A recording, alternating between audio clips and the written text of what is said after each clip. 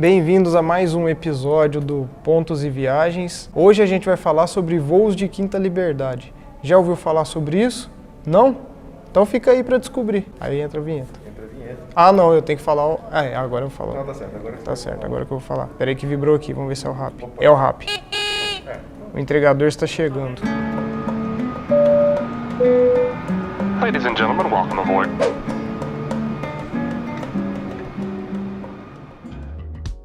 Meu dente não pode estar sujo, né? Pessoal, antes de começar, só aquele lembrete de sempre. Não se esqueçam de se inscrever no canal, clicando aí embaixo e ativando as notificações, hein? Quinta Liberdade. Que diabos é Quinta Liberdade? Pra gente saber, pra gente começar a falar sobre Quinta Liberdade, vamos voltar um pouquinho no tempo pra gente entender o que é essa tal liberdade. O que é que eu vou fazer com essa tal liberdade? O que é essa tal liberdade do setor aéreo? Em 1944 aconteceu a Convenção de Chicago e, dentre vários assuntos que foram tratados nessa convenção, levou-se em consideração 5 liberdades, que no final das contas acabaram sendo aprovadas apenas 2 e hoje nós temos 9 liberdades no setor aéreo. A que mais interessa a gente aqui para o vídeo é a Quinta Liberdade. Naquela época, a primeira liberdade que se foi discutida é muito simples, é o direito de uma aeronave sobrevoar outros países. A segunda liberdade que foi aprovada é o avião de determinado país ter direito a uma parada técnica em um país que não é o destino final dele. Então ele pode parar, mas ele não pode nem embarcar, nem desembarcar a carga e nem embarcar e desembarcar passageiros. Por exemplo, na segunda liberdade, existe um voo da Etiópia que ele sai de Addis Abeba, faz uma parada técnica em Dublin depois de 8 horas e meia de viagem. Nessa parada, ninguém desce nem sobe no avião, nenhum passageiro. E carga também não. E depois ele continua a viagem, mais 8 horas de duração, até Washington, nos Estados Unidos. Isso seria um voo de segunda liberdade. Por quê? Porque você não tem ninguém descendo e nem carga descendo nem subindo na aeronave. Ele só para porque fazer o voo de Addis Abeba até Washington ia ser muito longo e é mais seguro que você faça essa parada por questão de autonomia de aeronaves. E aí depois, com o decorrer dos anos, novas liberdades foram aparecendo e uma delas é a Quinta Liberdade. O que é a Quinta Liberdade? É o direito de uma companhia aérea de determinado país pousar em um país destino e continuar ainda para um terceiro país.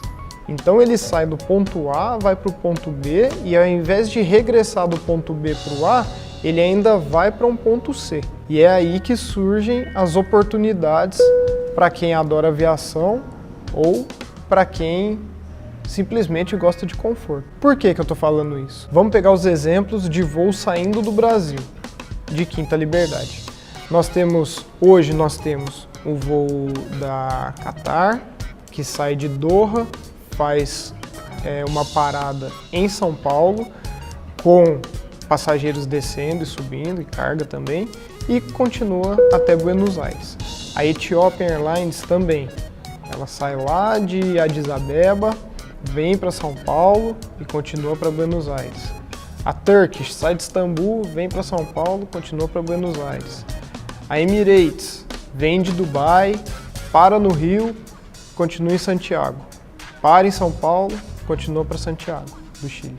E por último nós temos a Air China, que ela sai de Pequim, para em Madrid e continua até São Paulo. Geralmente os voos de Quinta Liberdade são operados em rotas mais curtas. Como eu citei, a maioria desses voos eles saem de São Paulo para Buenos Aires. E isso acontece ao redor do mundo. Mas não quer dizer que todo voo de Quinta Liberdade seja um voo curto. Por exemplo, o caso da Air China, que é um voo de Madrid para São Paulo. Então você tem uma empresa chinesa operando um voo entre 2 países que um deles não é a China. É a mesma coisa, é o exemplo das outras companhias. E por que isso pode ser muito benéfico? Porque geralmente a rota mais longa ela é mais cara, ela banca o voo ou na sua totalidade ou a maioria do seu custo. Então, o trecho mais curto você consegue ou com milhas emitir muito barato ou com dinheiro pagar menos também. Além disso, você tem a questão do conforto. O que é melhor? Voar num Boeing 737 da Gol ou da Aerolíneas Argentinas ou no 777 da Qatar, a melhor companhia aérea do mundo? Eu, por exemplo, já fui fazer treinamento pela empresa que eu trabalho, que eu atuo, que tem sede em Buenos Aires, e a empresa emitiu o voo da Qatar numa tarifa baixíssima, classe tarifária O, que se eu não me engano é a mais barata da Qatar, que foi R$ 810 ida e volta. Extremamente competitivo com os concorrentes locais. A gente poderia citar Latam, Gol, a Aerolíneas Argentinas, né? Então é um preço competitivo e o serviço é muito superior. Então esse é um grande benefício que se tem. Eu dei esses exemplos aqui saindo do Brasil porque o público do site é brasileiro, mas isso acontece no mundo inteiro. A gente vê também em outra direção. Por exemplo, a Latam tem um voo que sai de Santiago do Chile, para em Madrid e continua até Frankfurt. Esse trecho de Madrid a Frankfurt, ele é um voo de Quinta Liberdade, é uma companhia chilena voando entre a Espanha e a Alemanha. E para vocês terem ideia, os voos de econômica é possível você encontrar o trecho somente ida de Madrid para Frankfurt, nessa Quinta Liberdade, a R$ 150, em executiva R$ 500.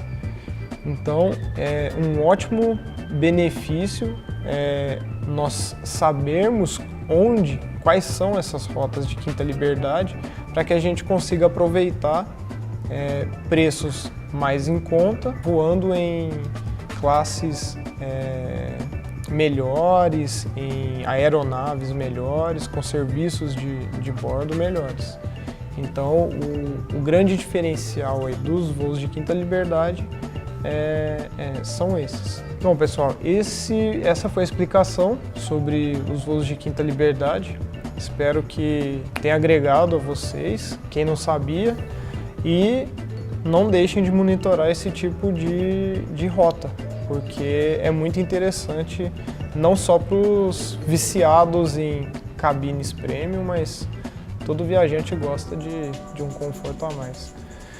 Não se esqueçam de se inscreverem aí no canal e até o próximo episódio. Ladies and gentlemen, welcome aboard.